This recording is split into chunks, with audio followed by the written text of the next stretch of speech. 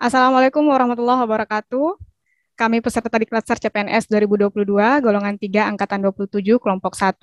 Perkenalkan saya Siti Hardianti Amris, selaku moderator. Telah hadir juga bersama saya di sini Saudari Julia Francisca, selaku narasumber kedua, Saudari Andi Siti Fahmirianti, selaku narasumber ketiga, Saudara Ardiansyah sebagai narasumber keempat, dan yang terakhir Saudara Andi Pute Syahrullah sebagai narasumber kelima. Pada kesempatan kali ini, kami akan mendiskusikan isu-isu kontemporer yang berkaitan dengan tugas pemeriksaan dalam lingkup BPK RI. Selamat pagi, teman-teman semua.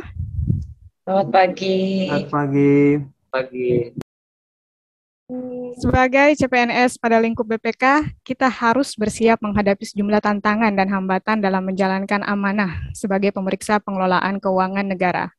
Persoalan serius yang masih menjadi perhatian kita bersama adalah kejahatan korupsi, khususnya yang dilakukan oleh birokrat di negeri ini. Berdasarkan data yang dirilis Indonesia Corruption Watch, nilai kerugian negara akibat kasus korupsi mengalami peningkatan yang sangat signifikan pada tahun 2020 dan 2021. Sebagaimana yang kita ketahui, pada awal tahun 2022 ini, BPK telah menemukan adanya dugaan korupsi yang dilakukan oleh Dinas Pertanian dan Ketahanan Pangan Kota Palangkaraya terkait pengadaan bibit jambu kristal. BPK dalam hal ini masih di tahap memeriksa pengelolaan anggaran biaya tidak terduga yang sebenarnya dicairkan untuk pemulihan ekonomi daerah saat pandemi COVID-19 2020. Audit tahunan BPK juga menemukan adanya dugaan penyelewengan dana COVID-19 sebesar 107 miliar dalam lingkup pemerintahan Kabupaten Jember 2020. Selain itu, hasil pemeriksaan BPK juga menemukan adanya kelebihan anggaran senilai 5,1 miliar pada belanja daerah pemerintah Kota Bandar Lampung.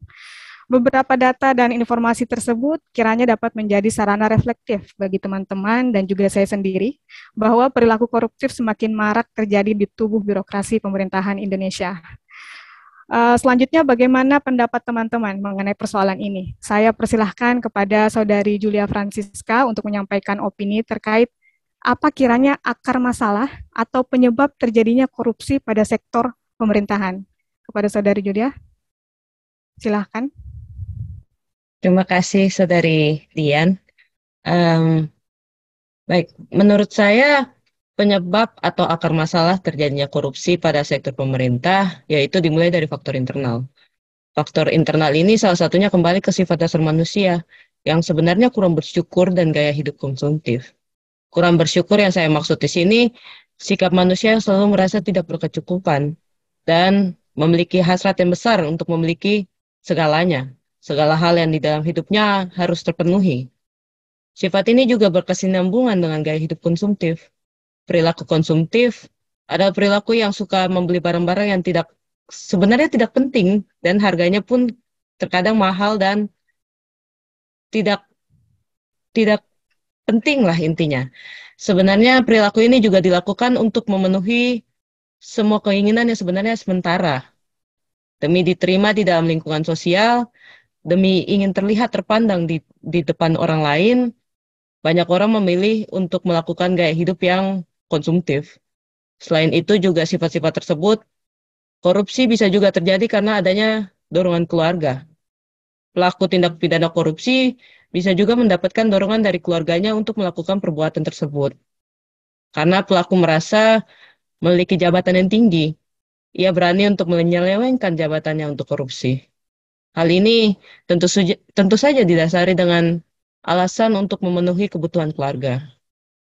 Selain faktor internal tadi, menurut saya terdapat juga faktor eksternal yang menjadi penyebab atau akar masalah yang terjadinya korupsi. Di antaranya yaitu aspek ekonomi. Seperti yang kita ketahui dan saya rasa umum di dalam masyarakat bahwa aspek ekonomi menjadi salah satu bagian yang besar terjadinya tindak pidana korupsi. Penyebab terjadinya korupsi paling sering karena merasa bahwa banyaknya kebutuhan untuk hidup dan merasa juga pendapatan yang didapat itu kurang untuk sebagian orang, sehingga mereka nekat untuk melakukan korupsi demi mencukupi kebutuhan dan keinginannya. Selain aspek ekonomi, aspek politis pun juga dapat menjadi penyebab terjadinya korupsi. Tindakan ini dilakukan karena memiliki jabatan atau kekuasaan yang tinggi di pemerintahan.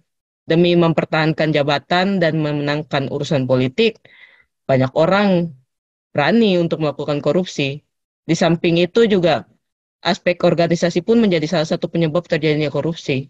Biasanya hal ini akan didukung karena organisasi tersebut tidak memiliki aturan yang kuat. Organisasinya juga tidak memiliki pemimpin yang dapat diteladani. Parahnya, organisasi juga tidak memiliki pemimpin yang dapat diteladani tadi bisa mempengaruhi semua orang di dalam organisasi tersebut dan tidak memiliki lembaga pengawasan atau sistem pengendalian manajemen yang lemah sehingga mempengaruhi banyak orang, bukan hanya organisasi tersebut tetapi eh, lingkungan di sekitar organisasi tersebut. Demikian pendapat saya mengenai penyebab atau akar masalah terjadinya korupsi tadi pada sektor pemerintahan. Selanjutnya saya kembalikan kepada Saudari Dian. Terima kasih.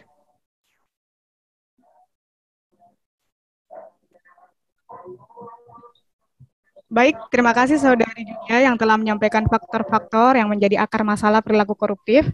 Selanjutnya saya persilakan kepada Saudari Andi Siti Fahmi untuk menyampaikan pendapatnya kemungkinan dampak apa yang akan terjadi jika persoalan ini tidak segera dicegah dan diantisipasi. Kepada Saudari Fahmi, saya persilakan. Baik, terima kasih kepada Saudari Moderator. Assalamualaikum warahmatullahi wabarakatuh.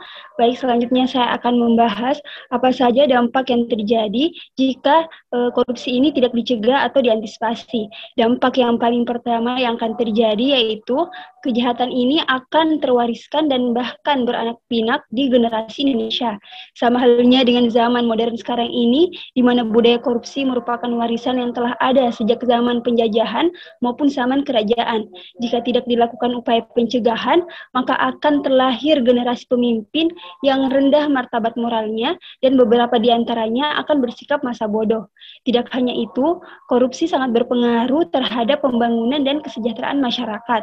Korupsi ini terdampak pada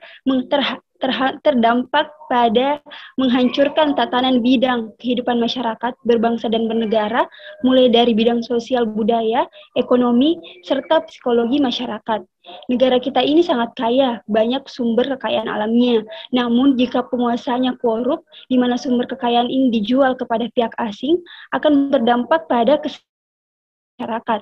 Selain itu, harga-harga yang dapat berdampak pada kesejahteraan terkadang langka di pasaran yang diakibatkan karena ditimbun ataupun dimonopoli.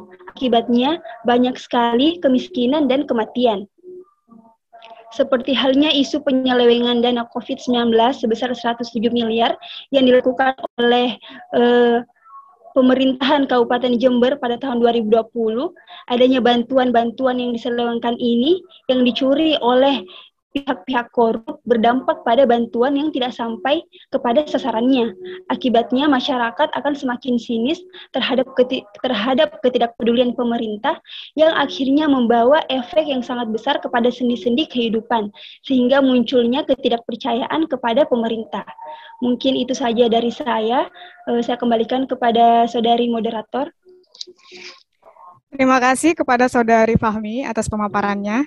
Selanjutnya saya persilahkan kepada Saudara Ardiansyah dan Andi Pute untuk menyampaikan rekomendasi upaya pencegahan atau solusi apa yang dapat diberikan, baik pada tataran kebijakan maupun pada tataran teknis implementasi dalam kehidupan sehari-hari, serta mungkin dapat ditutup dengan peran strategis BPK dalam menanggulangi persoalan ini. Kepada Saudara Ardiansyah dan Andi Pute, saya persilahkan.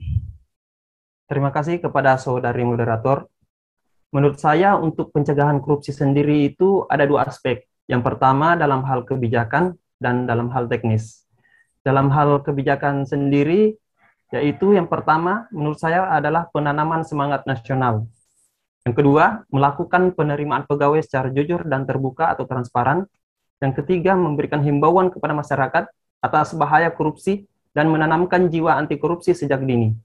Yang keempat, mengupayakan kesejahteraan masyarakat. Dan yang kelima adalah pencatatan ulang aset. Dalam hal teknis, yaitu yang pertama bersikap jujur dalam kehidupan sehari-hari dan mengajak orang-orang di sekitar kita untuk bersikap jujur dan menghindari perilaku koruptif. Yang kedua, menghindari perilaku yang merugikan kepentingan orang banyak atau melanggar hak orang lain dari hal-hal yang terkecil. Yang ketiga, menghindari konflik kepentingan dalam hubungan kerja. dalam hubungan bisnis maupun hubungan bertetangga. Yang keempat, melaporkan pada penegak hukum apabila menjadi korban perbuatan korupsi.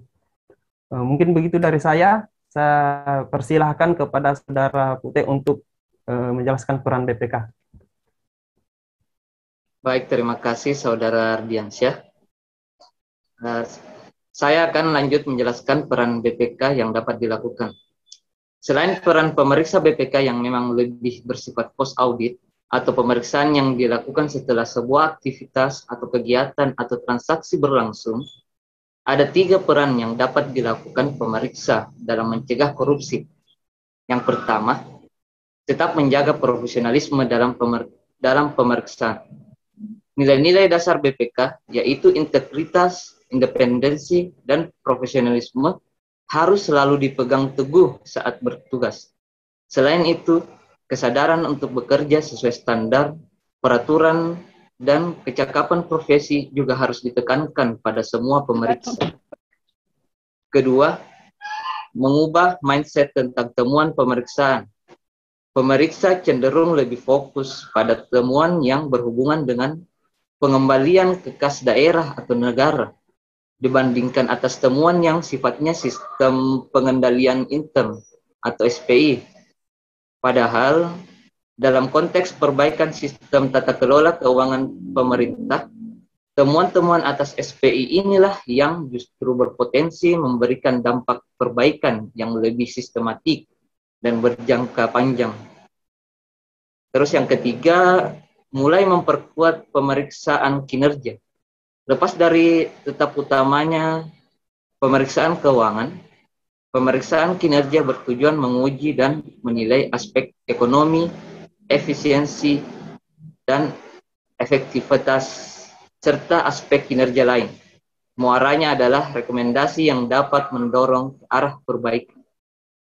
Mungkin itu peran BPK yang bisa saya jelaskan. Saya kembalikan kepada moderator, Saudari Dian. Terima kasih Saudara Ardiansyah dan Andi Putih atas solusi dan rekomendasi peran strategis BPK yang dapat ditawarkan. Demikianlah diskusi kami terkait persoalan korupsi pada tataran birokrasi pemerintahan Indonesia, mulai dari akar penyebab, dampak, sampai dengan rekomendasi upaya pencegahan dan solusi yang dapat kami tawarkan. Semoga apa yang telah disampaikan oleh para narasumber dapat bermanfaat bagi para pendengar.